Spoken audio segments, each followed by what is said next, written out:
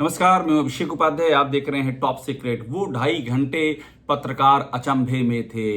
ये वाकया है मुख्यमंत्री यूपी के मुख्यमंत्री योगी आदित्यनाथ ने पत्रकारों को दावत दी थी और इस दावत की रात का वाकया है। 2.5 घंटे तक पत्रकार देख रहे थे कि आखिरकार ये हो क्या रहा है। वे इस बात को उनको समझ में नहीं आ रही थी। वो इस बात को हजम नहीं कर पा रहे थे कि योगी आदित्यनाथ इतने बदले बदले क्यों दिख रहे हैं। ये पत्रकारों को दावत दिए जाने वाला वाकया कोई नया नहीं है। तमाम मुख्यमंत्री दावत देते आए हैं। यूपी के मुख्यमंत्री योगी आदित्यनाथ इसके पहले भी दावत दे चुके हैं। अभी हाल ही में जब आम महोत्सव मनाया जा रहा था तब भी ये कहा गया था कि पत्रकारों को दावत दी जाएगी, लेकिन फिर वो टल गया। और टलने की बड़ी वजह ये रही कि जो संगठन मंत्री धर्मपाल हैं उनकी माताजी का निधन हो गया था, तो एक बड़ी वजह रही टलने की, तो फिर से दावत दी गई। दावत कोई नई बात नहीं, लेकिन सीएम योगी आदित्यनाथ का जो पूरा रवैया था, जो उनका रुख था, वो बड़ा बदला था। पत्रकारों को लगने लगा कि कुछ तो हुआ है। ये इतना बदलाव कैसे दिख रहा है। वो जो कहानी पुरानी फिल्मों की गाने की लाइन है ना, बदले बदले से मेरे सरकार नजर आते हैं, कयामत के आसार नजर आते हैं। बहुत बदलाव दिखा। पहला बदलाव ये दिखा कि योगी आदित्यनाथ बहुत ज्यादा पत्रकारों के प्रति रिसेप्टिव दिखे, यानी कि उनसे बात करने को, उनसे घुलने मिलने को बहुत ज्यादा आतुर दिखे, जो नहीं होता था। एक दूरी क्रिएट की जाती थी योगी और पत्रकारों के बीच में। जब से योगी सीएम बने तब से एक ही रणनीति रही है कि योगी को थोड़ा सा पत्रकारों से दूर रखो, ताकि जो आभा मंडल वो बना रहे और कोई भी ऐसी बात उनके मुंह से निकलने ना पाए जो किसी एम्बैरेसमेंट का सबब बन जाए। ये एक क्लेवरली क्राफ्टेड, यानी कि पूरी जानबूझ करके बहुत ही चतुराई के साथ में गढ़ा हुआ फिनोमेना है। लेकिन ये दूरी टूटती हुई दिखाई पड़ी। ये जो दावत थी पत्रकारों के साथ योगी आदित्यनाथ की, इसमें पत्रकार यूं घुल मिल गए, कोई बीच में रोकने टोकने वाला नहीं था। योगी आदित्यनाथ पत्रकारों को जम करके समय दे रहे थे, जम करके सेल्फियां ली जा रही थी, खूब बातें कर रहे थे। ये समझ में नहीं आ रहा था कि आखिरकार ये हुआ क्या और ये बदलाव क्यों है। ये बदलाव तो दिख रहा है और इस बदलाव की वजह क्या है, इस पर चर्चाएं गर्म हो गई। योगी आदित्यनाथ ने अपना रुख क्यों बदल लिया है? क्या फीडबैक उनको पता चल गया है कि बहुत ही ज्यादा निगेटिव हो चला है दिल्ली तक? और साथ में जो मीडिया में जिस तरह से उनकी जय जयकार करवाई जाती थी, अब वो भी एकदम से कम हो गई है। ये सारी चीजें हैं जो शायद योगी को परेशान कर रही हैं। एक और बड़ी बात ये थी कि ये अरसे बाद क्या शायद पहला ऐसा पत्रकारों के साथ में दावत में इंटरेक्शन था जिसमें कि योगी आदित्यनाथ के 3 जो मेन स्तंभ थे उनकी सूचना के चक्रव्यूह के 3 के 3 नदारद थे। और नदारद इसलिए थे कि सब के सब हटाए जा चुके हैं। शिशिर सिंह जो सूचना निदेशक हुआ करते थे, जो पत्रकारों और योगी के बीच में बड़ी अहम कड़ी थी और जिनके दौर में विज्ञापन में पानी की तरह रुपया बहा जाने के आरोप लगे। 35 अरब 36 अरब हर साल। और यह कहा गया कि इसी रुपयों के दम पर, इसी विज्ञापन के दम पर योगी आदित्यनाथ की देश भर में जय जयकार करवाई गई। वो हटाए जा चुके हैं। उनकी जगह विशाल सिंह आ गए, वो यहाँ नहीं थे। मृत्युंजय सिंह योगी आदित्यनाथ की मीडिया एडवाइजर हुआ करते थे, वो हटाए जा चुके हैं। उन पर गंभीर आरोप थे कि भगोड़े राशिद नसीम, जिसके खिलाफ रेड कॉर्नर नोटिस जारी, उससे करोड़ों का लेन देन अपनी किताबों में, अपनी कंपनी की किताबों में मीडिया एडवाइजर रहते हुए किया। वो भी ये खुलासा टॉप सीक्रेट ने किया था। इसके बाद वो भी हटा दिए गए। रईस सिंह भी हटा दिए गए। ये भी सीएम के मीडिया एडवाइजर हुआ करते थे। ये तीनों नहीं दिखे। ये भी ऐसी बड़ी ही अहम और शायद पहली ऐसी दावत रही जहां ये तीनों मौजूद नहीं थे। अब ये भी एक बड़ी वजह थी, क्योंकि इन तीनों की एक विशेष भूमिका मानी जाती थी एक ऑरा क्रिएट करने में। सीएम का ऑरा ऐसा क्रिएट किया जाए कि कोई आसपास दिखे ना, और जैसे लगे कि कोई ईश्वरीय सत्ता से साक्षात्कार हो रहा है, उसी को क्रिएट करने की कोशिश थी। और जो मैंने आपको बताया कि हर साल 35-36 अरब, और ये बात किसने बताई है? ये बात मुरलीधर सिंह, जो इसी सूचना विभाग में डिप्टी डायरेक्टर हुआ करते थे, हमने उनका इंटरव्यू किया था। उन्होंने हमको इंटरव्यू में बताया कि 35-36 अरब का जो बजट है पानी की तरह बहाया जाता है, और उसमें बहुत ही गंभीर आरोप लगे। ठेकेदारों का आरोप लगा, उसमें कट कमीशन का आरोप लगा, उसमें भ्रष्टाचार के गंभीर आरोप लगे कि इस पैसे से कुछ लोग अरबपति हो गए हैं। इस तरह से इस पैसे का उपयोग किया गया है कि जनता की गाढ़ी कमाई का पैसा कुछ लोगों को अरबपति और शायद खरबपति बनाने में इस्तेमाल हुआ। इस तरह के भी गंभीर आरोप लगे। अब सवाल ये है कि अब इस नए सेटअप में ऐसा क्या हो रहा है? क्यों योगी आदित्यनाथ इतने नरम पड़ गए हैं? क्यों योगी आदित्यनाथ एकदम बदले बदले नजर आ रहे हैं? बहुत सारी चीजें ऐसी हो रही जो अभी तक नहीं हो रही थी। मसलन मैं आपको बताऊं, जब से योगी आदित्यनाथ अभी दिल्ली गए थे, दिल्ली में उनकी बैक टू बैक मीटिंग हुई पीएम से, एचएम से, और बीजेपी के राष्ट्रीय अध्यक्ष जेपी नड्डा से। वहाँ से लौटने के बाद से योगी के अंदाज और उनके काम करने का तरीका एकदम बदला हुआ है। योगी लगातार लोगों से मिल रहे हैं, एक के बाद एक दूसरे क्षेत्र के विधायकों की बैठक बुला रहे हैं। कानपुर, मिर्ज़ापुर, बांदा, सुल्तानपुर, रोज़ विधायकों का हुजूम बुला रहे हैं, सबकी बातें सुन रहे हैं और तत्काल कार्रवाई करने के निर्देश दे रहे हैं। अभी हाल ही में उन्होंने ये भी निर्देश दिया विधायकों की बैठक करने के बाद कि जनप्रतिनिधियों की सुनिए, उनसे बात करके उसके बाद सड़क का काम कीजिए, उनसे बात करके तब दूसरे विकास के काम कीजिए।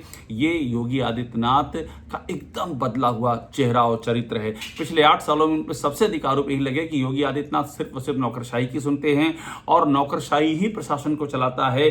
किसी भी विधायक की, किसी भी मंत्री की, सांसद की, संगठन की कोई सुनवाई नहीं होती है और भ्रष्टाचार, अराजकता, निरंकुशता चरम पर है। उसके बाकायदा एक के बाद दूसरे सबूत आते रहे, लेकिन योगी आदित्यनाथ ने खुद को नहीं बदला। वही योगी इस तरह से बदल क्यों गए हैं, ये सबको हैरानी हो रही है, सबके आश्चर्य का विषय हो रहा है।